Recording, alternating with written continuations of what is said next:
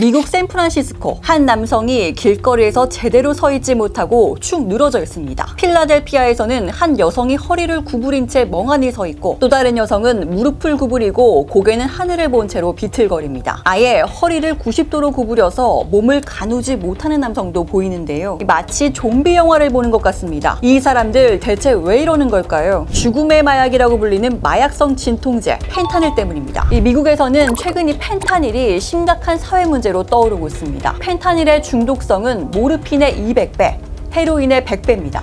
펜 끝에 살짝 묻힌 양으로도 사람을 죽일 수 있을 정도로 강력한데요. 문제는 값도 싸고 누구나 쉽게 구할 수 있다 보니까 급속도로 퍼지고 있다는 겁니다. 심지어 학교까지 퍼져서 학생들이 그대로 마약에 노출되고 있습니다. 최근 6년 동안 미국에서 펜타닐로 숨진 사망자만 21만 명, 18살에서 49살 사이의 사망 원인 1위가 이 펜타닐 중독입니다. 코로나19나 암, 심장병, 교통사고 사망자보다도 많습니다. 인기 드라마 워킹데드에 등장했던 18세 소년 타일러 샌더스도 최근 펜타닐 과다 복용으로 사망했죠. 이렇게 무서운 마약 어떻게 만들어진 걸까요? 코카인이나 마리아나 같은 마약은 식물에서 추출해서 만들어지는데요. 반면 펜타닐은 100% 인공물질입니다. 애초에 암 환자나 이 큰 수술을 받는 환자의 고통을 줄여주기 위해서 만들어졌죠. 그런데 이 중독성이 강력하다는 소식이 전해지면서 이 마약상들이 무차별적으로 유통하고 있는 겁니다. 펜타닐은 주로 중국에서 만들어져 우편을 통해 미국에 반입되고요.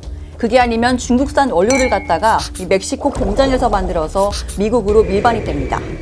1, 2달러만 줘도 살 수 있을 정도로 싼 데다 온라인을 통해서 누구나 살 수 있어서 급속도로 퍼지고 있는데요. 미국 정부와 의회는 중국이 고의적으로 펜타닐을 미국에 유통하고 있는 게 아니냐는 의심도 하고 있습니다. 미중 간 역아편 전쟁으로까지 불리는 이유입니다. 지난 2017년이죠. 도널드 트럼프 전 대통령은 펜타닐 관련해 공중보건 비상사태를 선포했고요. 2018년엔 G20 정상회의에서 시진핑 중국 주석에게 이 펜타닐 생산을 규제해달라고 요구하기도 했습니다. 우리나라도 남의 일 같지 않습니다. 경찰이 지난해 연말까지 마약 단속을 집중적으로 벌였는데요. 검거된 마약 사범은 12,300여 명.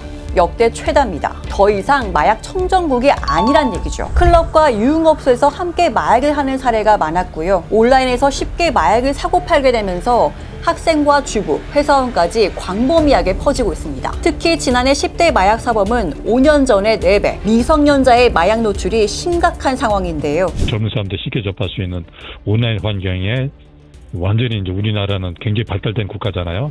온라인 속에서도 수많은 방식으로 쉽게 이제 접할 수 있는 어떤 창구가 들어가 있는 것 같아요. 일단 코로나 상황 때문에 일단은 불안이든지 수면 문제든 여러 가지 어떤 그런 것들이 확실히 사회가 우울하다 보니까 마약은 일찍 노출될수록 치료가 어렵고 재발도 많습니다. 이미 뇌가 마약이 없으면 일상생활의 작은 것에 대해서도 기쁨을 느낄 수 없을 정도로 망가져 버렸기 때문이죠. 법무부는 이 청소년의 마약 노출을 막기 위해서 예방 교육을 확대하겠다는 계획입니다. 마약 사용 실태를 모니터링해서 채팅과 SNS를 통한 마약 구입 경로도 차단하겠다고 밝혔는데요. 그런데 이런 조치로는 부족하다는 지적이 많습니다. 해외에선 이미 이 예방 치료가 활발하게 이루어지고 있죠. 영국의 마약 중독 예방 치료에 쓰이는 예산 한국의 76배 수준입니다. 미국과 싱가포르는 마약 청을 둬서 대대적으로 관리하고 있습니다. 우리나라도 수사뿐 아니라 치료와 예방, 재활까지 전 과정을 담당하는 컨트롤 타워가 필요하다는 지적이 나옵니다.